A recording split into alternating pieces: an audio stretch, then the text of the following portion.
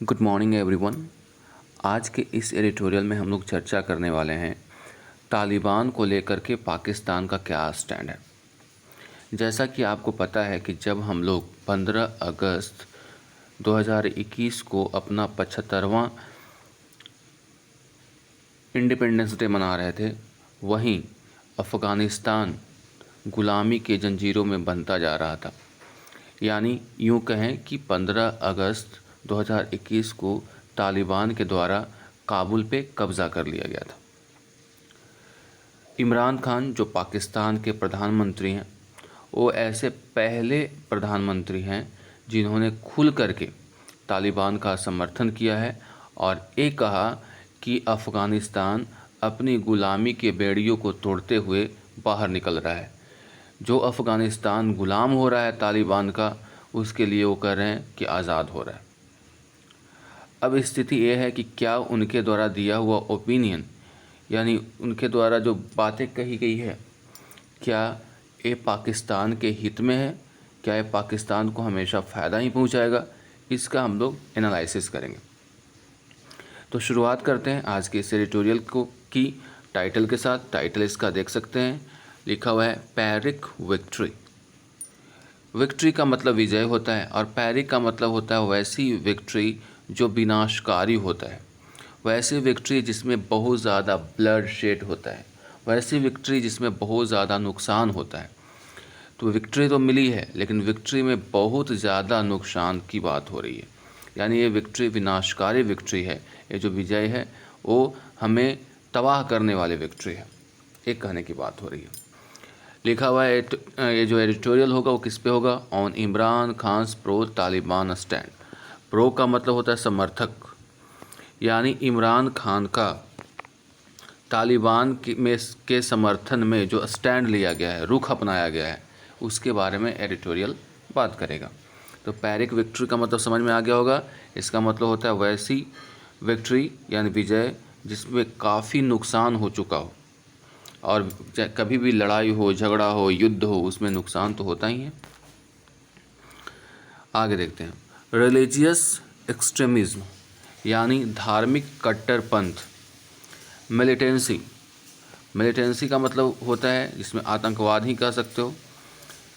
In Afghanistan will be counterproductive for Pakistan, यानी जो धार्मिक कट्टरपंथ है, मिलिटेंसी है, वो जो कि अभी कहाँ है? अफ़गानिस्तान में है।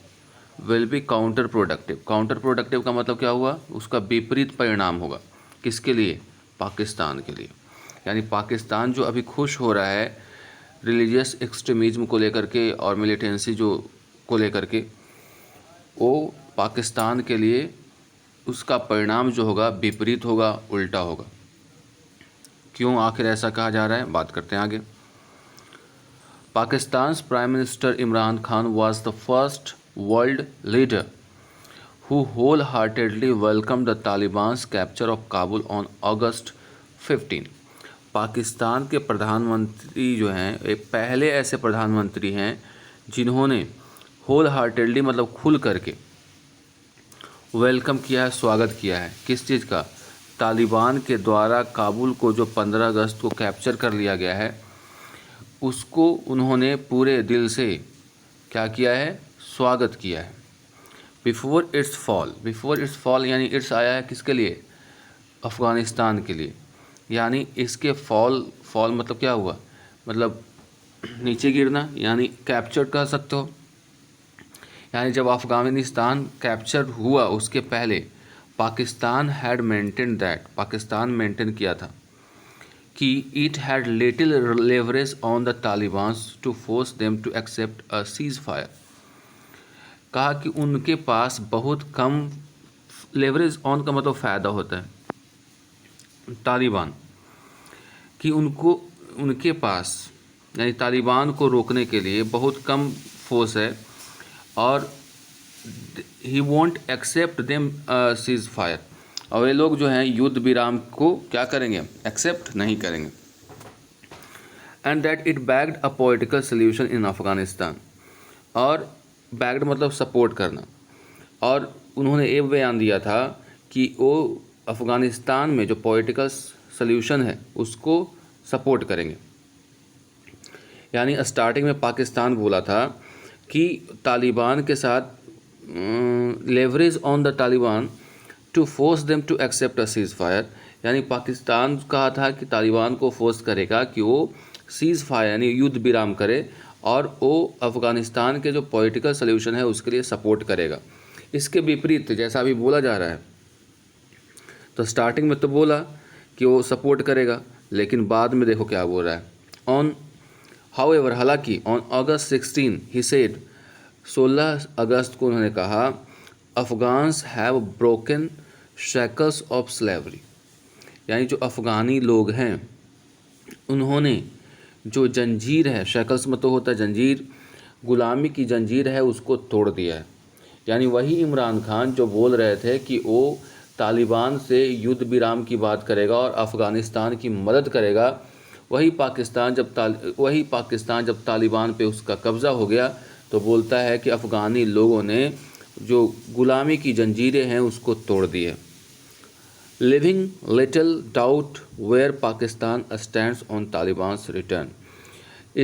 अब यहाँ पे एक कह करके, यानी जो ऊपर स्टेटमेंट है उनका, एक कह करके उन्होंने बता दिया कि पाकिस्तान तालिबान के रिटर्न पे कहाँ पे स्टैंड करता है, यानी तालिबान के बारे में वो क्या सोच रखता है, एक क्लियर हो गया। अब इसमें किसी तरह का कोई डाउट नहीं हो गया। एक और जहां पाकिस्तान एक कहता है अफ़गानिस्तान को कि वो तालिबान के साथ सीज़ फायर में मदद करेगा और वहां पे पॉलिटिकल सल्यूशन लाएगा अफ़गानिस्तान में, कब? जब एक गुलाम नहीं हुआ था तालिबान का, तब, यानी तालिबान पूरी तरह से जब कब्ज़ा नहीं किया था अफ़गानिस्तान पे, तब ऐसा वादा किया गया था पाकिस्तान के द्वारा अफ़गानिस्तान को। लेकिन वहीं अगर देखें तो तालिबान के कब्ज़े के बाद 16 अगस्त को आपके पास गाड़ी, घर और बैंक बैलेंस तो है, पर छाता है क्या?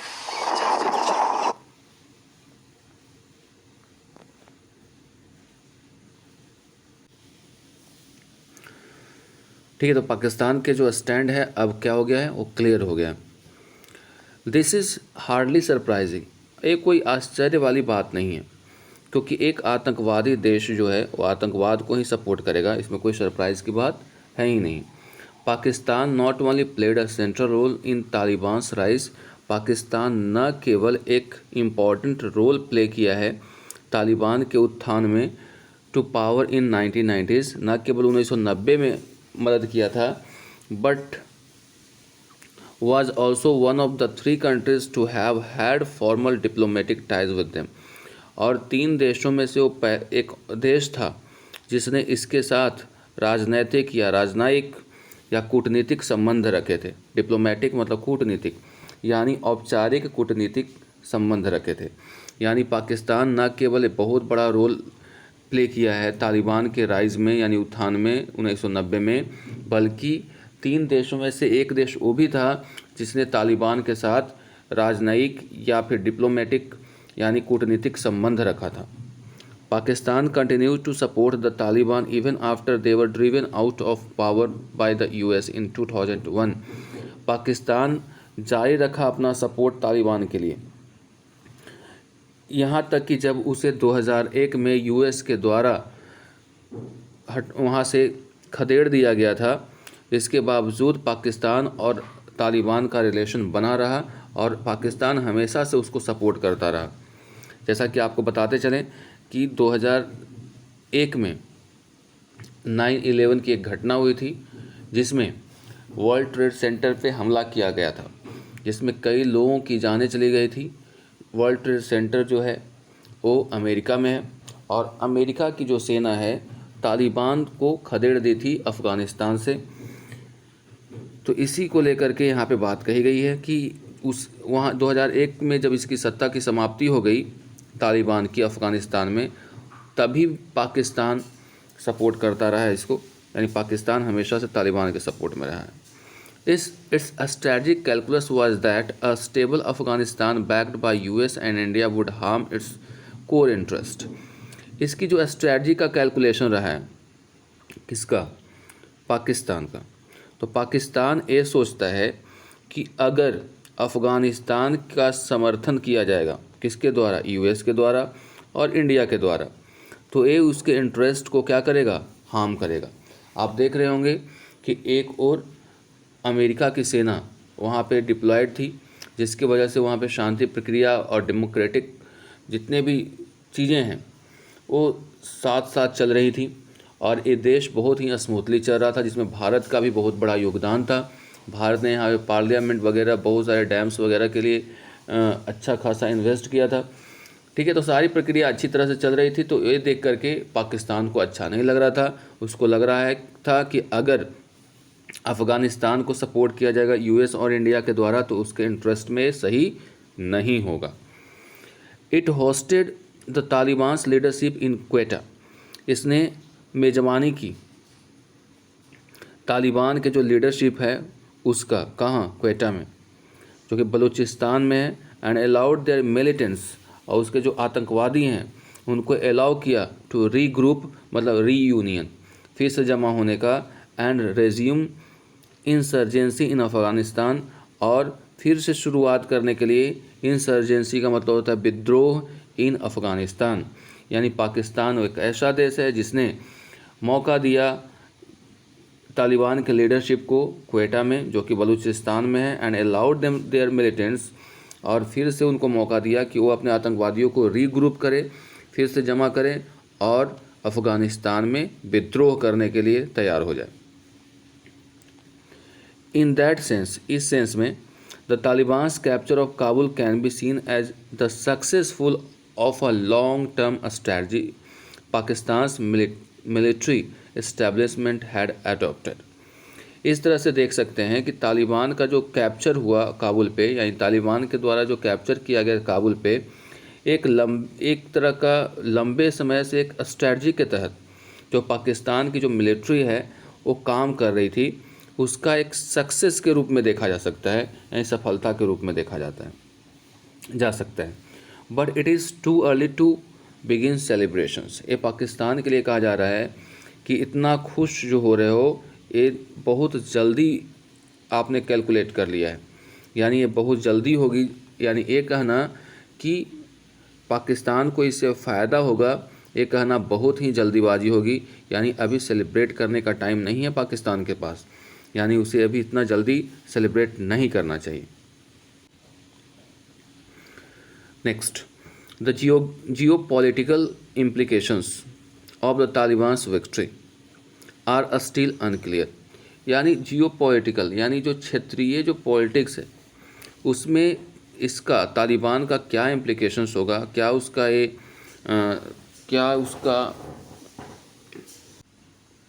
उसका स्टैंड होगा, वो अभी भी क्या है, वो क्लियर है ही नहीं। But irrespective of what kind of a government they will establish, the insurgents of a Sunni radical jihadis group could embolden similar outfit। Irrespective का मतलब होता है उससे अलग, यानी इससे अलग कि किस तरह की गवर्नमेंट दे विल फॉर्म, किस तरह की सरकार वे लोग बनाएंगे, उससे अलग। द रिसर्जेंस का मतलब होता है पुनरुत्थान, फिर से आगे आना, इमर्जेंस कह सकते हो, री इमर्जेंस कह सकते हो, पुनरुत्थान ऑफ सुन्नी रेडिकल जिहादिज ग्रुप, यानी जो सुन्नी रेडिकल जिहादी ग्रुप है, जो कट्टरपंथी, चरमपंथी, जो भी बोलते हो, जो सुन्नी कट्टरपंथी जिहादी ग्रुप है, कुड इम्बोल्डन का मतलब क्या होता है, इम्बोल्डन का मतलब होता है प्रोत्साहित करना। सिमिलर आउटफिट्स, यानी इसी तरह के संगठन और क्या होंगे, दूसरे जगहों पे स्थापित होगा। यानी इससे अलग कि किस तरह की सरकार बनेगी अफ़गानिस्तान में तालिबान के द्वारा, ये बात क्लियर है कि फिर से जो सुन्नी रेडिकल जिहादी ग्रुप है, जो सुन्नी कट्टरपंथी जिहादी ग्रुप है, उसका पुनरुत्थान होगा और कई ऐसे संगठन बनेंगे दूसरे जगहों पे भी। यानी सरकार चले या न चले, आतंकवादियों का अड्डा फिर से बनने जा रहा है। आगे है, Pakistan has a problem, Pakistan के पास एक प्रॉब्लम है विथ द तहरीके तालिबान पाकिस्तान। इसने ही पाकिस्तान पे हमला करके कई बच्चों को स्कूल में ही मार दिया था। और ये भी मानता है, यानी समझ लो कि ये जुड़वा भाई है तालिबान का, जो कि पाकिस्तान को भी परेशान किए हुए है। और पाकिस्तान बहुत खुश हो रहा है, तो इसको पता चलेगा बाद में। Pakistan has a problem with the Tehreek-e Taliban Pakistan, the ideological tween of Taliban. अगर आइडियोलॉजिकली अगर देखें तो ये किसका है, जुड़वा है किसका, तालिबान का। That has carried out deadly attacks inside Pakistan, जिसने बहुत ही भयानक अटैक्स किए थे पाकिस्तान में। Also the August 26 Kabul blasts are a warning of what waiting Afghanistan. और 26 अगस्त को आपने देखा होगा कि एक ब्लास्ट हुआ था, तो ये भी एक तरह का वार्निंग है, चेतावनी है कि अफ़गानिस्तान किस चीज़ का इंतज़ार कर रहा था। The country is still chaotic and lawless. ये जो देश है अभी भी क्या है, अराजक स्थिति में है, जहाँ पे कानून नाम की कोई चीज़ नहीं है, जिसको एनार्की कहते हैं। अनार्की किसको बोलते हैं, जहाँ पे कानून व्यवस्था है ही नहीं, अराजकता की स्थिति हुई है। यानी जो अभी जो कंट्री है वो डिसऑर्डर्ड है और लॉलेस है।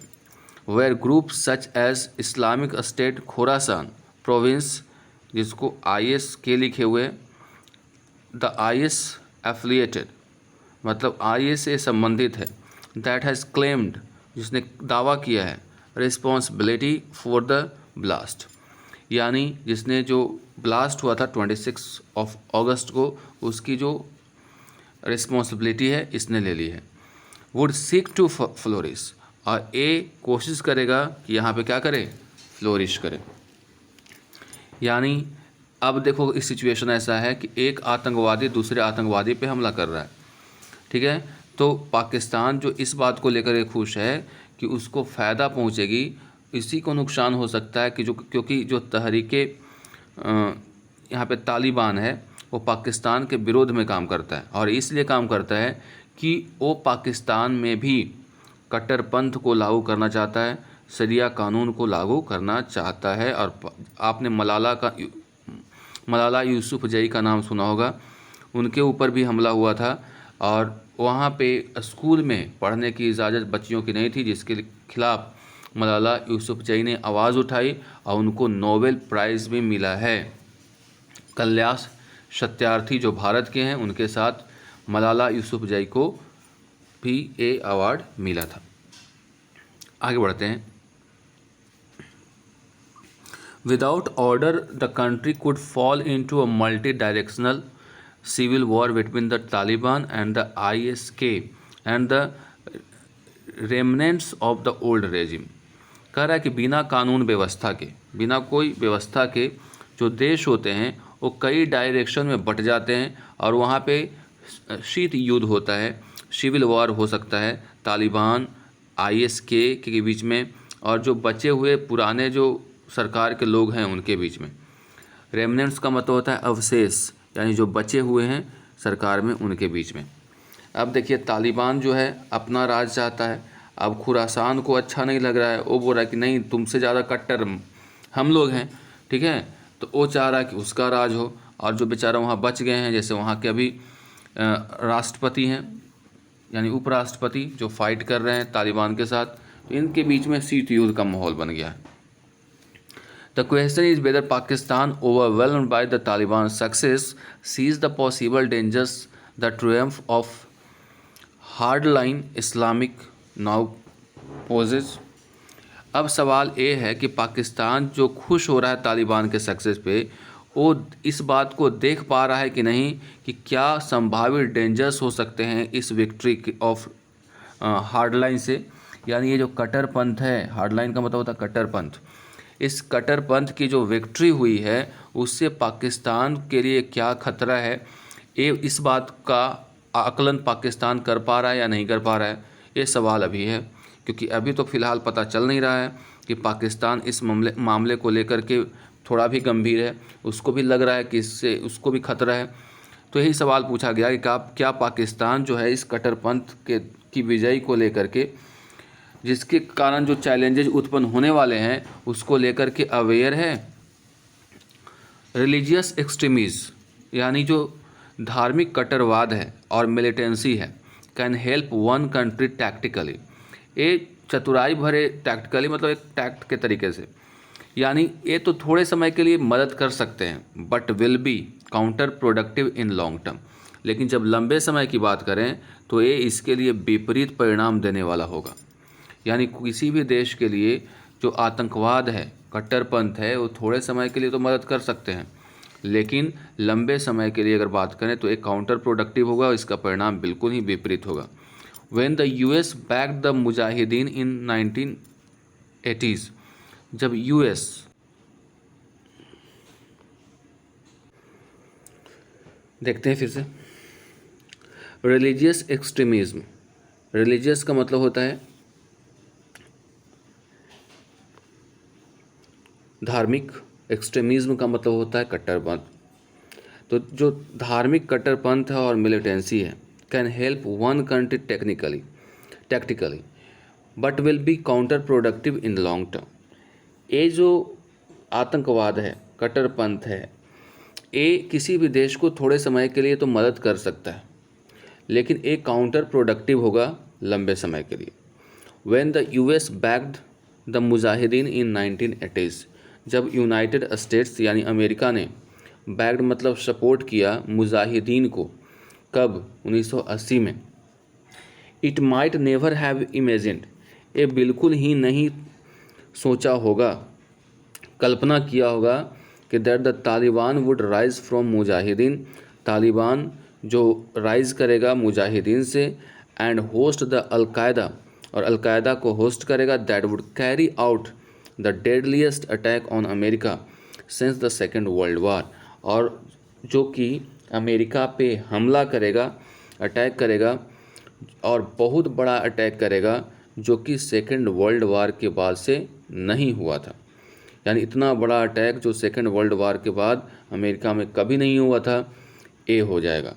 आपको बताते चलें कि 1980 ईस्वी में अमेरिका ने मुजाहिदीन को सपोर्ट किया था, क्योंकि वो सोवियत संघ के खिलाफ युद्ध लड़ रहा था और वो चाहता था कि ये जो मिलिटेंट लोग हैं, यानी जो आतंकवादी लोग हैं, वह उनके सपोर्ट में लड़े, क्योंकि जो वहाँ पर के जो स्थिति है थी, जो रीजनल स्थिति थी, वो आतंकवादियों के लिए जाना पहचाना था और आतंकवादी अच्छे तरीके से उसको कर सकते थे। तो इन्होंने अच्छे तरीके से बैक भी किया, यानी सपोर्ट भी किया था, काफ़ी हथियार, गोला बारूद मुहैया करवाया था आतंकवादियों के लिए, और इसका परिणाम ये हुआ कि ये जो आतंकवादी है उल्टा उन्हीं को बाद में नुकसान पहुंचाना शुरू कर दिया। आपने सुना होगा भस्मासुर की कहानी। भस्मासुर जब शंकर भगवान से आशीर्वाद ले लेता है कि आप जिसके सिर पे अगर मैं हाथ रख दूं वो भस्म हो जाए, तो बाद में उसका परिणाम क्या हुआ था कि वो शिव जी को ही भस्म करना चाहता था। वही स्थिति यहाँ पे हो गई। यहाँ पे जिसको बैक किया 1980 में मुजाहिदीन को, वही मुजाहिदीन जिससे तालिबान और अलकायदा बना, उसने अमेरिका पे हमला किया। Aquatic Afghanistan ruled by extremism Islamist is as much a geopolitical victory as a security and a strategic challenge to Pakistan।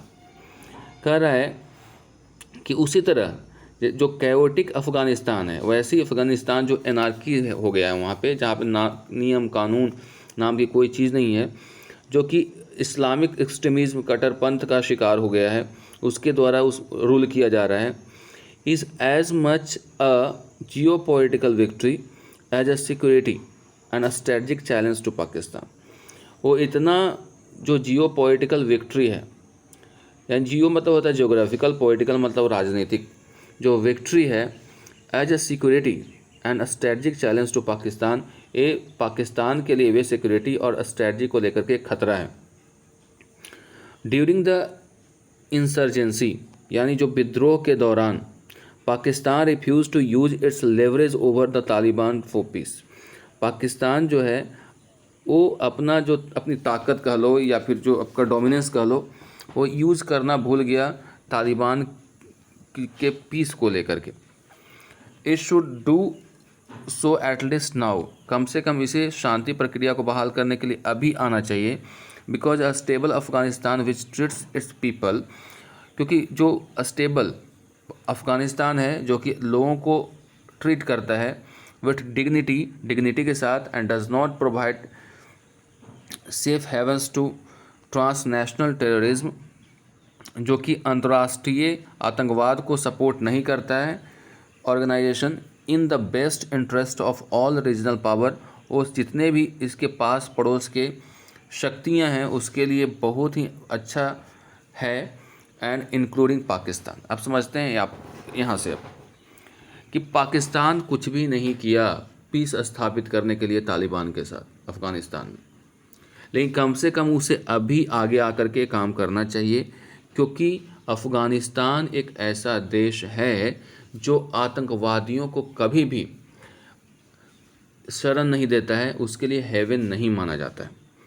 ये हमेशा दूसरे देशों के साथ जो आसपास के जो देश हैं वो एक इस्टेब्लिश अफ़गानिस्तान है उसके साथ बहुत अच्छे से पेश आता है, और ये जो आसपास के देश हैं उनके लिए अच्छा है।